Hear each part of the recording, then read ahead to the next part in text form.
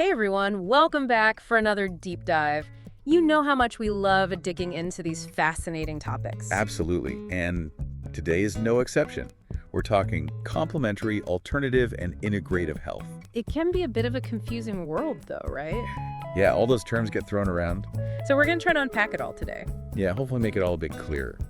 So to start off, we've got some info from the National Center for Complementary and Integrative Health, or NCCIH. Great source.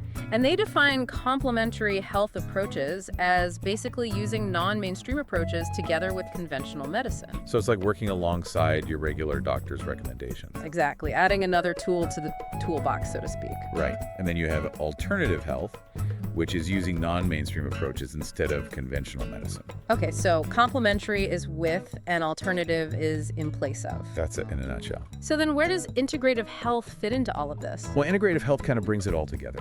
It emphasizes a coordinated approach between conventional and complementary practices. So not just picking one or the other. Right. It's about taking a more holistic view, really treating the whole person, mind, body, and spirit. I like that. And is this integrative approach becoming more popular? Definitely gaining traction. You know, the NCCIH, being the leading U.S. government agency for research in this field, is funding some really interesting studies. Oh, really? Like what?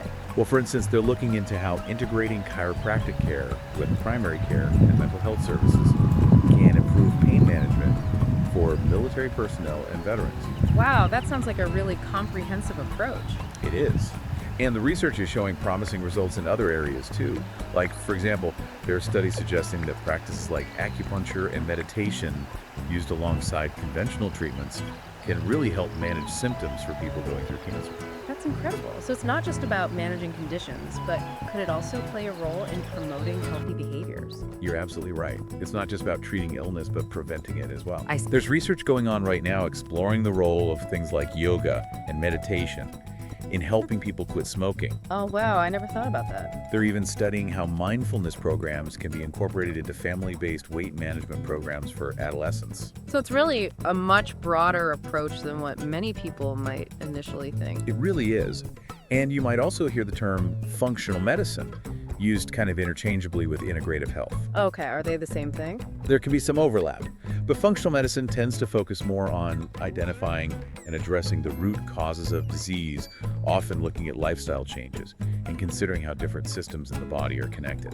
So maybe a bit more focused than integrative health. In a way, yes, Yeah. but both emphasize treating the whole person. Got it. You know, it's amazing to me how many people are actually turning to these approaches. Oh yeah. A 2012 national survey found that over 30% of adults and 12% of children in the U.S. use some type of non-mainstream health approach. It's definitely becoming more and more common. So let's talk about some of these specific approaches. The NCCIH has these categories like nutritional approaches. Right? Things like special diets, supplements, herbs, probiotics. They used to call those natural products, didn't they? I think so, yeah. And then, of course, you have psychological approaches like mindfulness and physical approaches like massage therapy and spinal manipulation, And then you have those combinations that bring together mind and body. like yoga, tai chi, acupuncture. Right. I mean, there are so many. I've even tried a few of these myself. I dabbled in yoga and meditation, and I've seen a chiropractor for back pain. It's great to explore different options and see what works for you. And some of these, like acupuncture, are even being incorporated into conventional medical practices these days. That absolutely shows how perceptions are changing. You know what really surprised me is that the 2012 survey found that a huge number of American adults had used a dietary supplement other than vitamins and minerals in the past year. Really? Yeah, it was the most popular complementary health approach. Interesting. It's important to remember, though, that while some supplements can be beneficial, more research is needed to determine their effectiveness, safety, and how they might interact with other medications. That's a good point. You always want to talk to your doctor before starting any new supplements. For sure. So besides supplements, what other approaches are we talking about? We've got acupuncture, Ayurveda, homeopathy, naturopathy, chiropractic care, massage, tai chi, yoga, meditation, biofeedback, hypnosis. It's a really diverse landscape. It really is. Yeah. And it keeps evolving. Data from the 2012 and 2017 National Health Interview Surveys showed a big jump in the use of yoga and meditation. So people are really embracing those mind-body practices. It seems like it. So let's dive a bit deeper into some of these specific approaches. What does the science say about their effectiveness? Well, that's where the NCCIH has been doing some really important work, Yeah. funding research to investigate how well these approaches work and if they're safe. And there's some fascinating findings coming out. For example, studies on acupuncture suggest it could be beneficial for chronic pain conditions like low back pain, neck pain, and osteoarthritis. That's amazing. So there's real scientific evidence supporting some of these ancient practices. Exactly. And the research on meditation is pretty compelling too. Studies have linked meditation to potential reductions in blood pressure, anxiety, and even depression. It also shows promise for things like managing irritable bowel syndrome symptoms, all sort of colitis flare-ups, and insomnia.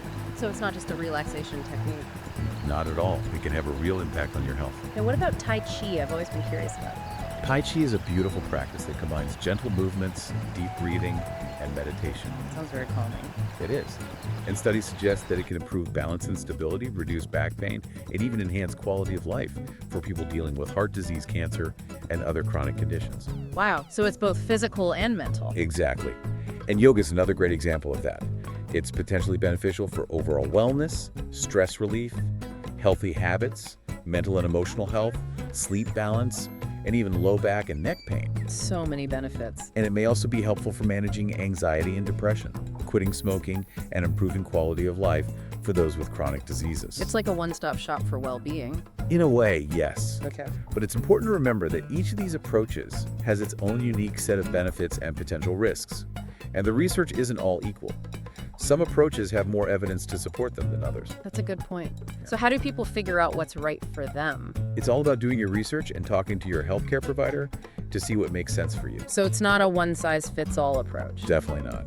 And that's where the NCCIH comes in. Their mission is to scientifically investigate these approaches and provide evidence-based information to the public healthcare professionals and policymakers. So they're really trying to bridge the gap between conventional medicine and these complementary approaches. Exactly.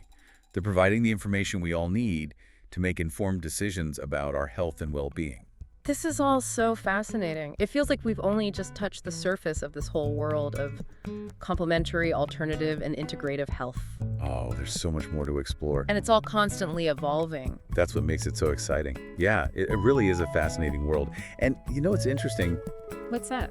It seems like the lines between conventional and complementary medicine are becoming more and more blurred. I see what you mean, like we're seeing more integration. Exactly, and that makes me wonder, what role would these approaches play in the future of healthcare? Yeah. What do you think? Well, I think as more evidence comes out about the effectiveness and safety of certain approaches, we'll likely see even greater integration into mainstream healthcare. That would be amazing. Like moving towards a more holistic, personalized approach to healthcare. Right? Where conventional and complementary practices work together to meet each individual's needs. I love that idea. Yeah, and it aligned with the whole philosophy of integrative health, which is about treating the whole person, not just the disease.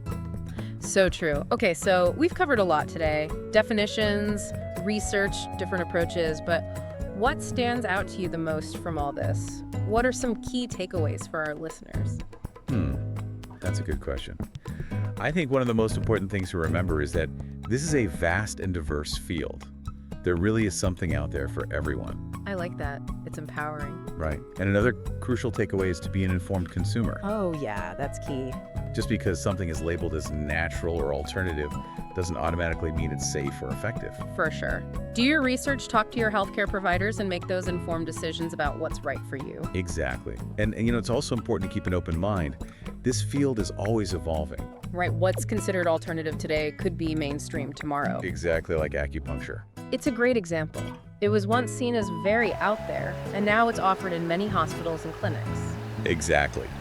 Perceptions change as the research continues to uncover the potential benefits of these approaches. And that leads to more acceptance and integration. Absolutely. And I think it reflects a growing understanding that our health and well-being are influenced by so many interconnected factors.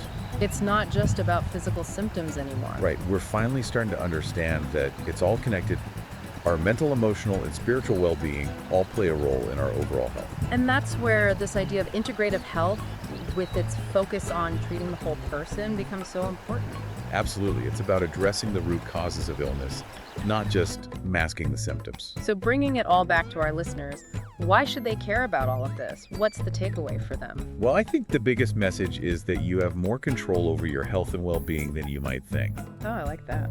By exploring these options, you can empower yourself to make informed decisions about your healthcare journey. It's about taking ownership. Exactly. You're not just a passive recipient of care, you're an active participant. Powerful stuff. And I know a lot of people might feel overwhelmed by all the information out there, but luckily there are great resources like the NCCIH that provide reliable evidence-based information. Their website is a great place to start. Absolutely. So don't be afraid to dive in, do your research, ask questions, and figure out what works best for you.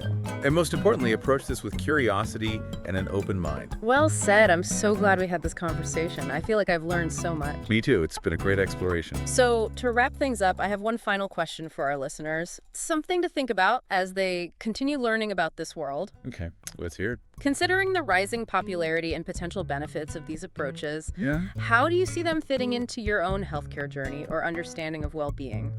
That's a great question. It encourages self-reflection and empowers people to consider how these approaches could enhance their lives. Exactly. It's about taking what we've discussed today and applying it to our own lives. And remember, this is just the beginning. The world of complementary, alternative, and integrative health is constantly evolving. New discoveries are always being made. So stay curious, keep exploring, and head over to the NCCIH website to learn more. Absolutely happy exploring, everyone. It's definitely been an eye-opening deep dive for me. For me too. I feel much more informed now about all these different approaches. Yeah, me too. And I hope our listeners do as well. That's the goal, right? To spark some curiosity and get people thinking about their own health and well-being. Absolutely. And to realize they have options, you know. Exactly, options they might not have even known about before. And hopefully this encourages them to do a little more research. Yeah. You know, maybe talk to their healthcare provider. Right, see how some of these approaches might fit into their own lives. That would be fantastic. Well, I think we've covered a lot of ground today, We really have. and I've personally learned so much from you. So I want to thank you for sharing your expertise with us today. It's been my pleasure. And to our listeners, thank you so much for joining us on this deep dive into the world of complementary, alternative, and integrative health. It's a fascinating and ever-evolving field. So stay curious, keep exploring. And we'll see you on the next deep dive.